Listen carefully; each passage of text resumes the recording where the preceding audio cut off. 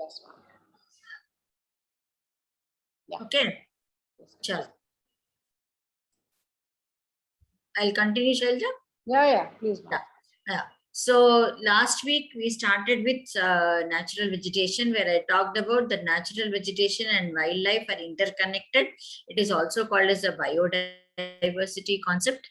Then we were discussing about that the natural vegetation is directly related to. Can you name what are the two factors that are very important for natural vegetation of a country? What are the factors that are very essential for natural vegetation to prosper or flourish in a country? These are all the small things you should be able to know and remember. Yes, quickly, don't waste my time. You know or you don't know. What are the factors that are very important for natural vegetation to flourish in a country? Come on, children. Ma'am, the soil, Good. The soil, climate, very good. And the most important one is? water. Very good, rainfall. Three things are very important. If these three things are not there, natural vegetation will be differing from one region to another region. Vishnu, good. So, we discussed about the tropical evergreen forest, where I said that the forest, the trees always remain evergreen and they do not shed their leaves as such, and they are considered to be the most commercially valuable trees are available here. Second one I talked about is tropical deciduous forests, which are again divided to moist deciduous forests and dry deciduous forests, depending upon the climatic conditions that are existing in that area. Then I talked about the thorn forest and the shrubs, where I said that the rainfall is less than 70 centimeters and the leaves usually are very thick. Why they are thick? Because they will try to absorb the water and also try to see that there is no evaporation at all. And that is the reason why the roots are the most important thing. Two things are very important is the roots have long roots which penetrate deep into the soil so that they can retain the water, as well as the leaves also are very thick. Can you give me one example of thorn forest? What is the most important plant that is found in the tropical, the thorn forest? Very good. Cactus. The cactus, I already mentioned that it is very thick and it has all thorns around. That's why they are referred to as the thorny forest as such. Clear?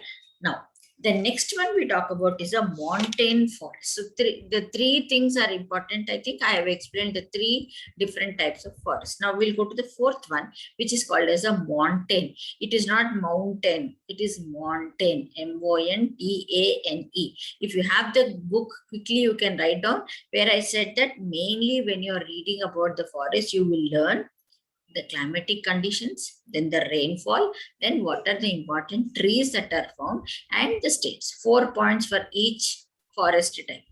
Once again, I'll repeat. We will talk about the soil. The soil also may not be there so much, but we talk about the rainfall, the states, and the type of trees that are found, and also the wildlife that is found in each of these forests. These 4 points you will remember for each and every forest type. Am I clear with that? Yes? Yeah. Then coming to montane forest, M-O-N-T-A-N-E. Now, the decrease in temperature with increasing altitude leads to the corresponding changes. You all know that as we go up, what will happen? The temperature will be reducing as this is applicable here also. So when you talk about the montane forest, this is referred to the mountainous areas where the temperature is constantly decreasing. So we see tropical to the tundra region as such. So wet temperate type of forests are found between a height of 1,000 and 2,000 meters. Evergreen broadleaf forests such as oaks and chestnuts are predominant. Now here when you talk about montane forest, according to the altitude, you find different types of trees. That means it varies, different types of trees are there. So just you note down, I'll tell you what are the different types of forests and the trees that are found in these type of forests. So first one I'm talking about is that the wet temperate forest. Where do you find them? They are found at a height of 1000 to 2000. That means I'm talking from the sea level. From the sea level, you find these temperate wet forests at a height of 1000 to 2000 meters as such. So what are the trees that are found here? Are evergreen broadleaf trees such as oaks and chestnuts. 1000, 2000 evergreen broadleaf oaks and chestnuts. That is one. Then after that, between 1500 and 3000 meters, you find temperate forests. What did I say? 1000 to 2000 is, they are called as wet temperate. Then between 1500 and 3000, you have something called as temperate forest, which contains coniferous trees like pine, deodar, silver, fir, spruce, and cedar. Okay, I repeat once again, between 1500 and 3000 meters, you will be finding temperate type of forest. And what are the trees I said just now? Pine, deodar, silver, fir, F-I-R, spruce, and cedar. These are the different types of trees that are found here, which are called as the coniferous trees. What are they called as? Coniferous trees. Next, that means in the MCQs, they can ask you at a height of 1500 to 3000 meters, what are the types of trees that are found? So you will give the answer as coniferous trees. Okay. Then next one is that these will be covering mostly the Himalayas. That means the southern slopes of the Himalayas, and also the places having high altitude in the southern and the northeastern India. That means we talk about Assam, Arunachal Pradesh, Meghalaya, Manipur, all those areas as such. Then at higher elevations, temperate grasslands are found. So above 3000 meters, you will be finding temperate grasslands, which are very, very common as such. At 3600 meters above the sea level, temperate forests and grasslands, they give way to alpine vegetation. So where do you find alpine vegetation? Above 3600 meters, you will be finding the alpine vegetation. So you will find what type of trees here. You will be finding junipers, pines, and birches. These are the different types of trees that are found, which that means they can ask you the trees which belong to alpine vegetation. Where do you find alpine vegetation? Above 3600 meters at the higher altitudes, you will be finding this particular types. Okay. These are all the important types. So what are the three types of forests I mentioned? One is called as the wet temperate forest. Then I said you temperate forest. Then I talked about, can anyone complete? Alpine vegetation. These are the three types of forests that are found according to the elevation. So first we start with 1000 to 2000 meters. Then we will say 1500 to 3000. Then above 3000, that is 3600 meters, you will be finding the alpine vegetation. Am I clear with mountain forests?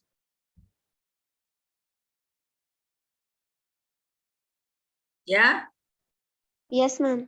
Yeah, then they are also something called as they get stunted. That means as we approach the snow line, for example, if you're talking about 3600 means usually we find the mountains and the snow lines coming into existence. Here what happened is that you will find that the trees will be having a stunted growth. What do you mean by stunted growth?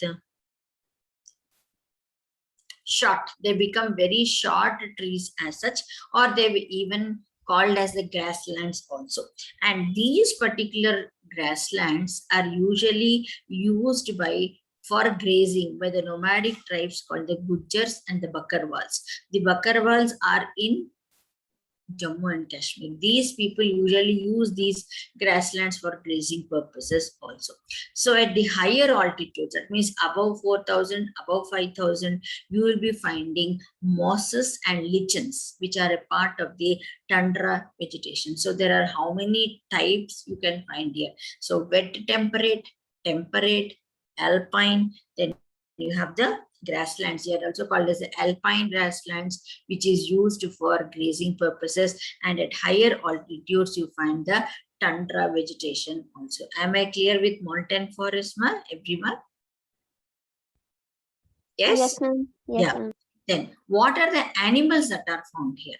Now, when we talk about the animals here, you find the Kashmir stag. Stag is the most important one. Spotted deer, wild sheep, jackrabbit, Tibetan antelope. These are all the new animals. They are not related to that. Tibetan antelope, yak. You must have seen yak. Yeah. Snow leopard, squirrels. Okay. Bear and usually it is called as a rare red panda. Okay, and sheep and goats with thick hair. That is where you call it as the Kashmir shawls and all that you get from here only. So these are all the different types of animals. Mostly you will remember Kashmir stag, spotted deer, then you have yak, then you have Tibetan antelope, then you have snow leopard, squirrels, then you have the rare red panda, then you have the shaggy horn wild ibex.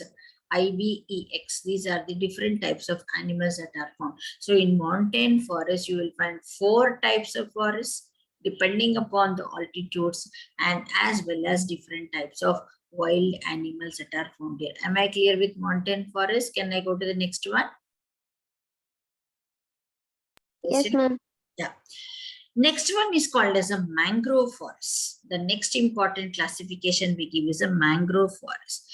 Mangrove tidal forests are found in the areas, of course, influenced by the tides. Usually West Bengal, all the coastal areas have something called as mangrove forest. Mud and silt get accumulated on the coast. You all know that when you go to the beaches, you must be finding that mud and silt will be there, and dense mangroves are the common varieties with the roots of the plant submerged under the water.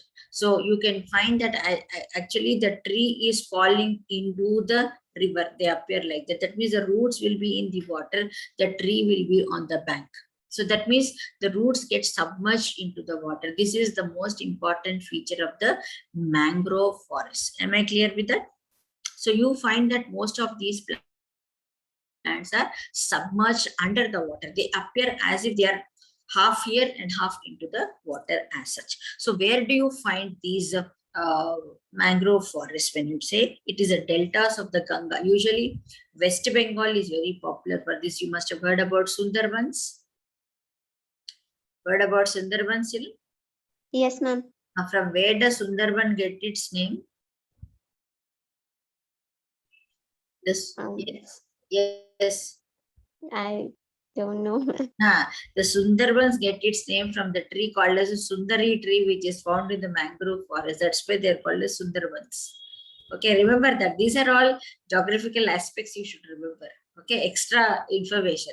Why they are called as Sundarbans means because they get the name from a tree called as Sundari tree, which is found in the Sundarbans.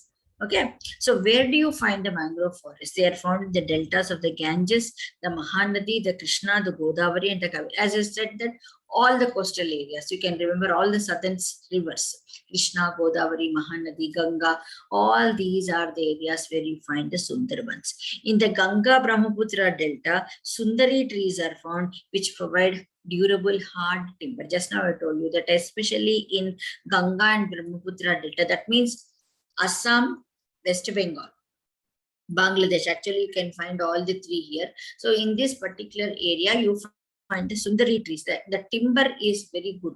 What is timber, by the way? What is timber? Timber means? It's a wood. Wood, the wood that is used for making furniture or something like that. Okay. Palm, coconut, palm trees, you must be knowing palm trees. Then coconut, agar, these are all the other important trees which are grown in the mangrove forest. Then, what is the most famous animal that is found in Sundarbans? Or for the entire mangrove forest, which is the important animal that is found in the Sundarbans? Is any guesses? Is it panda? No, panda is found only in Kashmir. Royal Bengal tiger. Yes. Royal Bengal tiger. These are all things you should remember. Sundarbans is known for Royal Bengal tiger. Okay, so Royal Bengal tiger is the famous animal of the mangrove forest, followed by turtles, crocodiles, gharials, and snakes. These are also especially found in the Sundarbans, especially the gharials, which are considered to be the most what do you call it as oldest species that are found here. So turtles, crocodiles, gharials, and snakes. Okay, crocodiles are different, gharials are different again. Don't confuse with them. Both are different. Gharial is different, crocodile is different. A little difference is there between the two animals as such. Am I clear with the mangrove forest? Clear? Yes, ma'am. Now, this is as far as the natural vegetation is concerned. Now, coming to the other part of it is that what about the wildlife that is existing in our country as such is the elephants are the most majestic animals among the mammals. Okay, and then they are found, where are they found? Mostly they are found in Assam, Karnataka, and Kerala.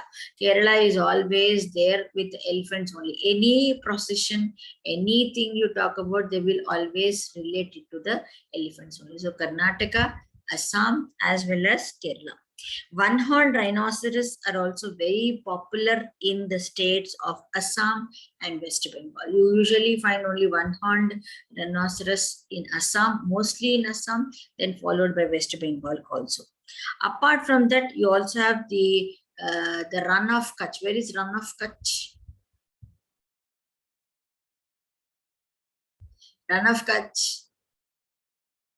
Children, Geography of India, children, Run of Kutch. Kachi, Kachi, they will say, what is Kachi? Kachi is Gujarat, where they make the salt. Very good, Vishnu. Run of Kutch is where they make the salt. Good, ma, Vishnu. So, Run of Kutch is Gujarat. Okay, where they make the salt. Entire salt will come from there only. So, it is like a swampy area and all that. So, arid areas of the Run of Kutch and the Thar Desert are the habitat of what do you find in Gujarat, Rajasthan? Camel children, it is also called as the ship of the desert. Apart from that, wild ass also is found in Run of Kutch and in the Thar desert area. So wild ass and camels. Apart from that, you also have something called as Indian bison. Then you have Nilgai. Nilgai is also very important when it is called as a blue bull also. Then you have Chausinga, that is four-horned antelope, gazelle, are the different species of deer or some of the other animals which are found in our. This is very important. Indian bison, Nilgai. It is called as Nilgai. Nilgai is blue bull. It can come as an MCQ. What is the other name? Nilgai is a very popular one. The other one also, Chausinga. It is a four-horned antelope. These are all the other animals which are found in our country. Apart from that, we also have different species of monkeys existing in our country. So, India is the only country that has both tigers as well as lions also. That means our diversity is so much, not only natural vegetation in animals also. The natural habitat of the Indian lion, where do you find most of the natural habitat of Indian lion is the Gir forest in Gujarat. So natural habitat of Indian lion is the Gir forest in Gujarat. Then tigers are also found in Madhya Pradesh. Just now we discussed Sundarbans of West Bengal and also the Himalayan region. Leopards also are members of the family. We are also found, they are also found here. Okay, the Gir forest is the last remaining habitat of the Asiatic lion. This is like a general knowledge tip. Okay, the Gir forest is the last remaining habitat of the Asiatic lion. Apart from that, there are the Himalayas also have a range of animals which will survive in extreme cold. You all know that Ladakh, Jammu and Kashmir, all these areas have very freezing temperatures. In spite of that, there are certain animals that will survive in the extreme cold. Which is that? Which are the animals? Ladakh's freezing high altitudes are a home to yak. You must have seen yak.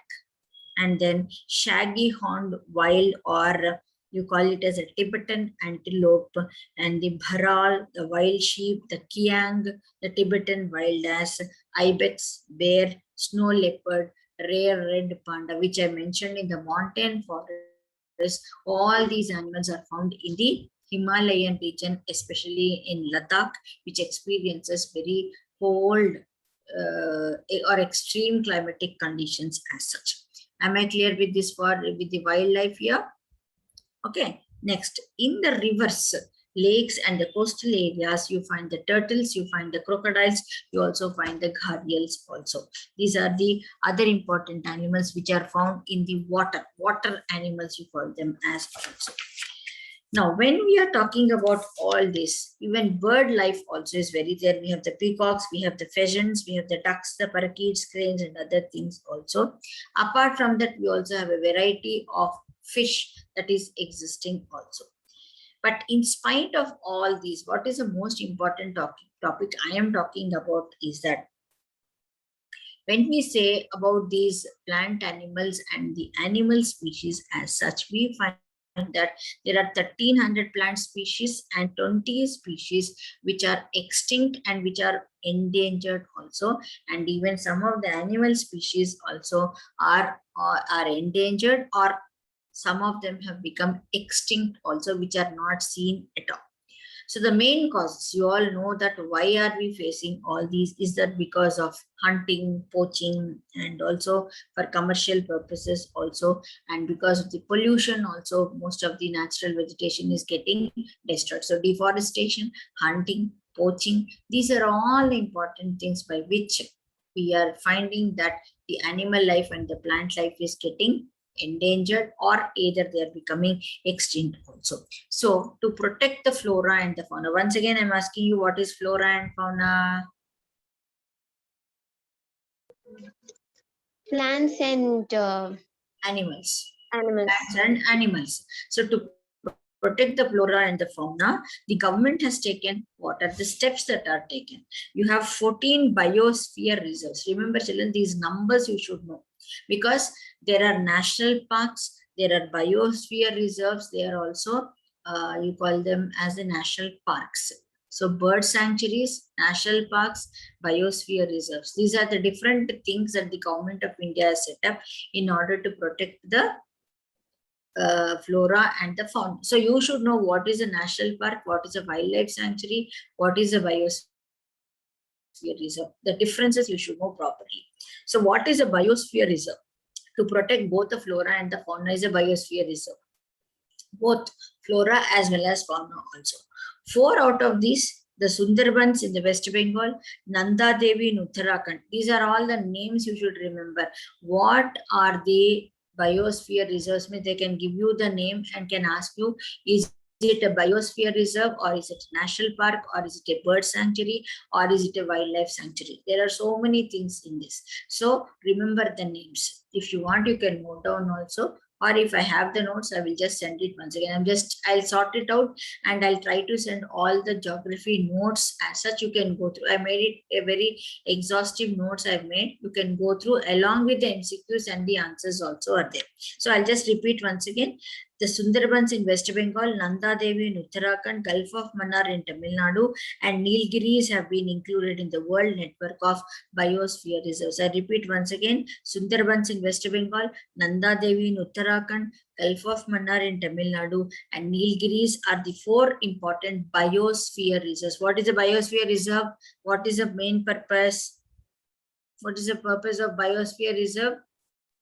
To protect the habitat and the eco.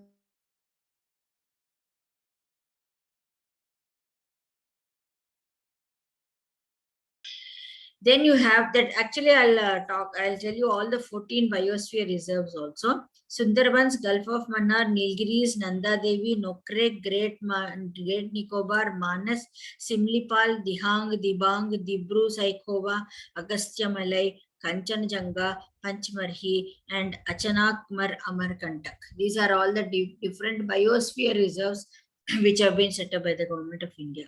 Apart from that, financial and technical assistance is also provided to botanical gardens by the government since 1992. Botanical gardens mainly meant for protecting the various species of plants which are on the verge of extinction, or they are in the endangered list as such. Then The next one they talk about is Project Tiger, Project Rhino, Project Great Indian Bustard, and many other eco-developmental projects have been introduced in order to see that these animals will not become endangered or extinct as such. You must be knowing about the Project Tiger, because the tiger population was falling down. The government of India has come up with this, by which the population of the project and the rhino also, because the rhino horns also are considered to be very important for them. That is the reason why they have set up all these projects in order to protect them. Apart from that, we have 89 national parks, 490 wildlife sanctuaries, and zoological gardens are set up to take care of the natural heritage. That means whatever national parks are there, the original trees are there. Like we talked about the biome. The biome is one which has been come up without the human interference and also undisturbed or untouched by man. So all these are some of the important steps that are taken by the government of India in order to see that they are protected properly also. Okay, then apart from this, then we will see what are the different classifications we give when we talk about the forests and animals and other things. For example, there are different species, we call them as. You classify them into normal species. What are normal species? That means I'll give you one line example. When you say normal species, is that where the population of both the animals and the plants is normal. That means it is okay. We are not worried about it. That means there is sufficient number of plants, sufficient number of animals. Second one is endangered species. What are endangered species? Is that they are in the stage of or in the danger of extinction. That means if the negative factors, that means if we don't take care of these particular species, they will become extinct. Okay, that means they reached a stage where the number of species are coming down, and if you don't take any care, they will become extinct. So what are the examples we give here is black buck. You must have heard about the black buck. Can anyone tell me the incident of black buck? You must be knowing this, children. Salman Khan went to Rajasthan and then he shot this black buck, and this case is still going on. It's an endangered species. What is an endangered species? That you're not supposed to hunt that particular animal only.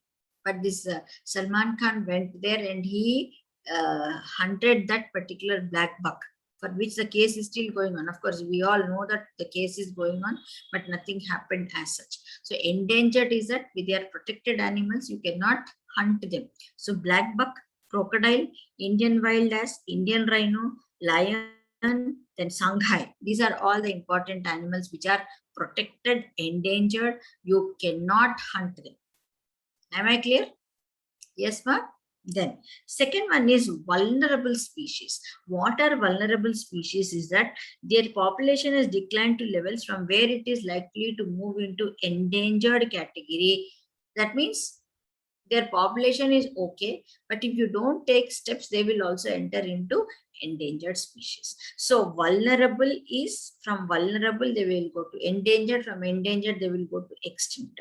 Okay, then rare species. What are rare species? Is that with small population, and then many, they will also move into endangered or vulnerable category as such. So when I say vulnerable species, what are the examples I give is Asiatic elephant, Gangetic dolphin. These two are vulnerable species where the population is less. They will slowly go into endangered category. What are rare species are where the population is very less, small population, and they will also move into endangered species. The examples are Asiatic buffalo, desert fox, hornbill, or you call it as Himalayan brown bear. These are all called as a rare species which are very small population as such. Endemic species. Endemic is that they are found only in particular areas. That means, for example, if you take the kangaroo is called as an endemic species because they are found only in certain areas. You cannot find them everywhere as such. That means they are usually isolated by natural or geographical areas. Like I told you that the kangaroo is found only in Australia. It can not be found in any other area. So what are the important species that India has is mainly Andaman teal, Nicobar pigeon, Andaman wild pig. These are all the important animals which are found only in India.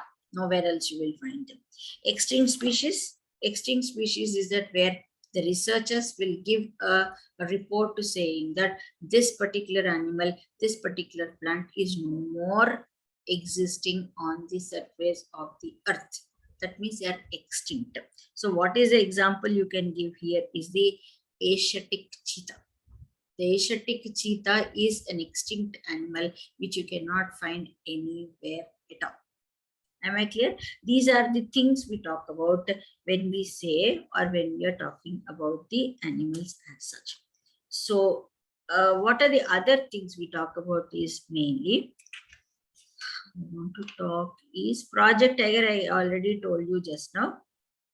Then Project Tiger also I told you just now. I mentioned about the Project Tiger also.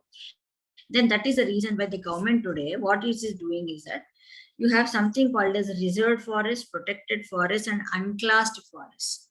In order to protect your endangered species or extinct species, what is a reserved forest is that more than half of the total forest land in India has been declared as reserved forest. What is a reserved forest? What is the example or what is the definition you give is that they are regarded as the most valuable forests and they have to be conserved properly. So strictly, you cannot enter those forests, you cannot collect anything over there, and only the forest department will have a complete control over these areas.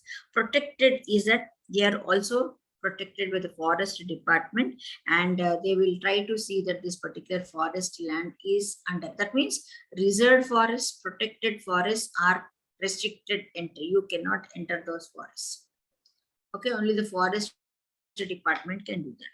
Then you have the unclassed forests. That means these are normal forests which do not have much valuable timber and other things, and normal people can go and conduct their activities as such. This is one more thing. Apart from that, the government of India says that the community and the conservation also is very important, where you talk about something called as a Chipko movement. You must have heard about Chipko movement? Have you Yes, heard ma'am. about, what is Chipko movement? Chipko movement, it happened in Chhattisgarh, Yes.